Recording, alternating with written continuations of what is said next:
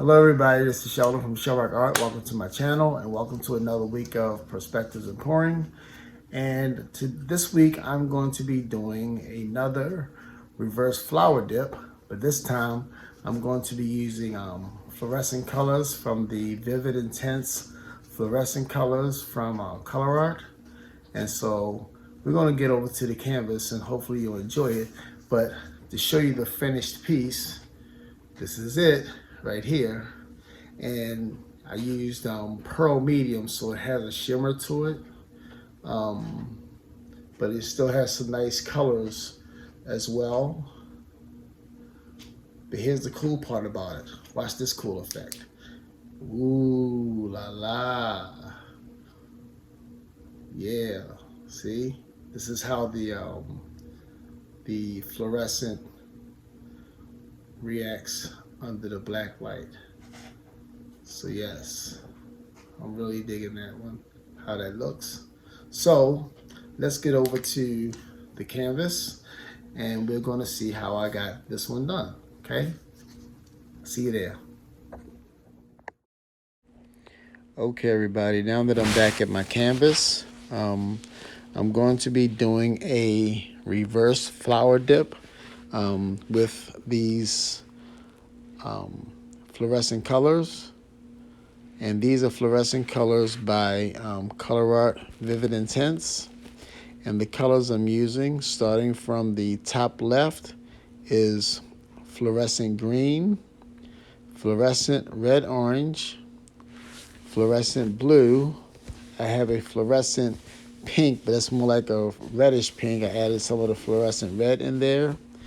And then I also have violet, red violet, and fluorescent yellow.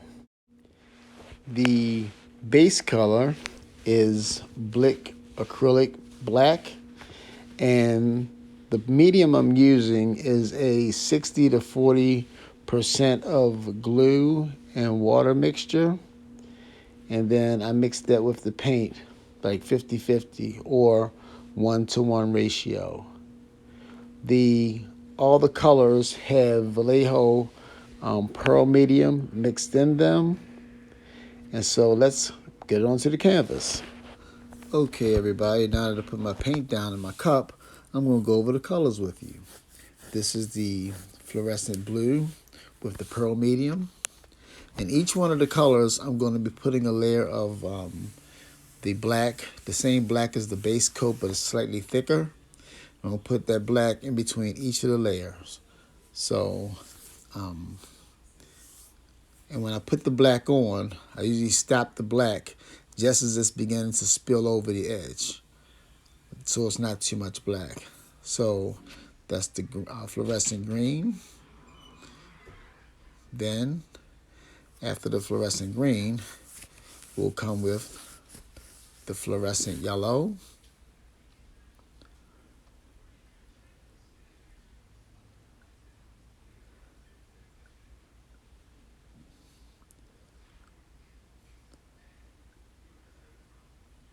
Then we'll come with the fluorescent orange.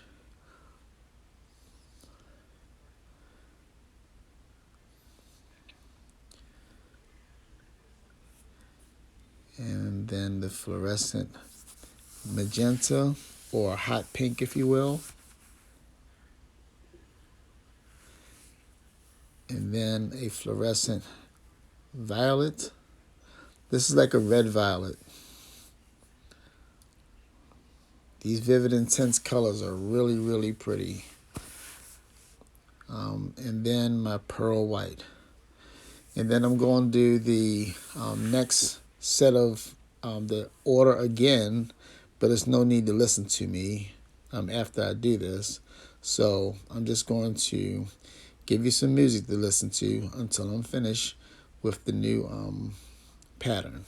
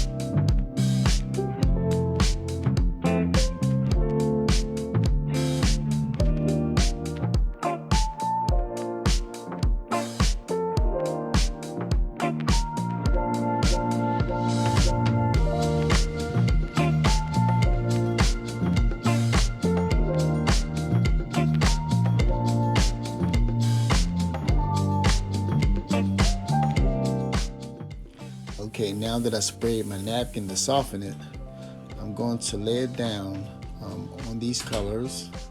And it's important to get it nice and flat so that the air pockets don't collect underneath it, because if it does, the napkin won't touch all the colors. That's why it's best to use a napkin that's been softened as opposed to plastic, because if you use plastic, a lot of times you're left with a bunch of air bubbles underneath, and those colors would not be touched with the plastic, and then when you pull it up, it's going to be a little bit difficult.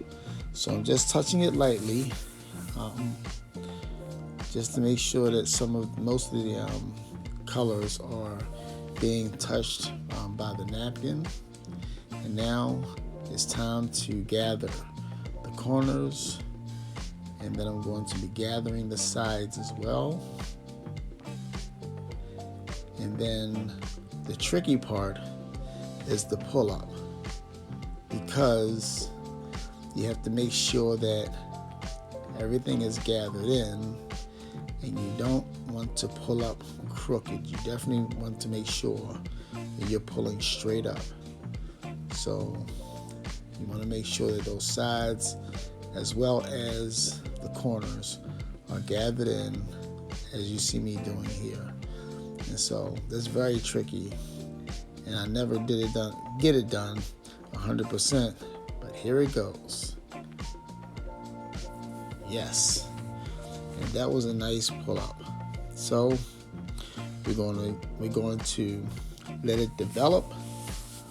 I usually put my finger there in the middle in order to center the center of the flower where it might have dripped when I first did the pull-up. So I'm going to let it develop, give it a quick torch to kind of wake up some of those cells. But I think this one turned out pretty well. So I'm going to touch up some of those edges where the paint was lifted, and then I'm going to give it a light spin. So please enjoy as I finish the process.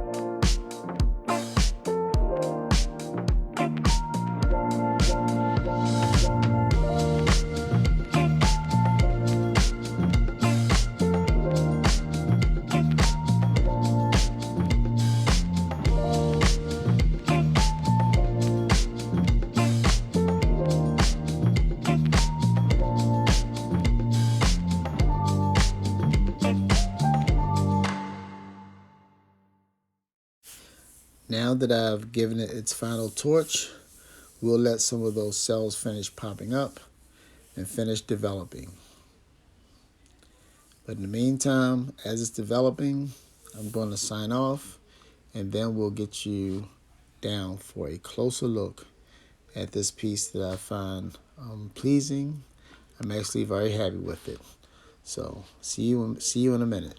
Okay, folks, this is the final wet result of the last one I did. More of the cells and the lacing popped up on this one than the other one I did. But I like the way that turned out. It's not as many cells and lacing as I saw Fiona have, but it's going to get there very soon. I like the way this one turned out. It still looks like a nice little flower.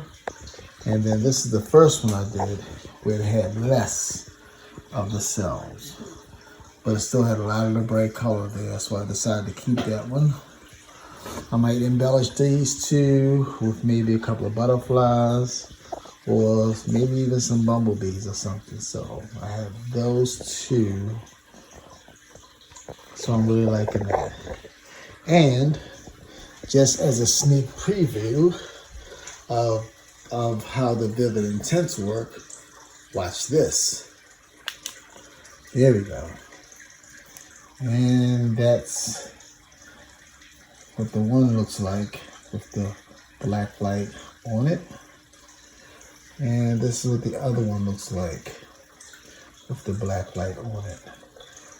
With those Vivid Intense fluorescents. Oh yeah, very beautiful. So I'm very pleased with both of these. And yes, that did rhyme. So I got that right there, and then this right here. And I'm gonna try to make sure that should I decide to paint a bee or butterfly on it, of course I'm gonna use Vivid Intense as well. So for now, thank you for watching. This is Sheldon from ColourArte, and thanks for sticking in with us on Perspectives and Pouring. Good night.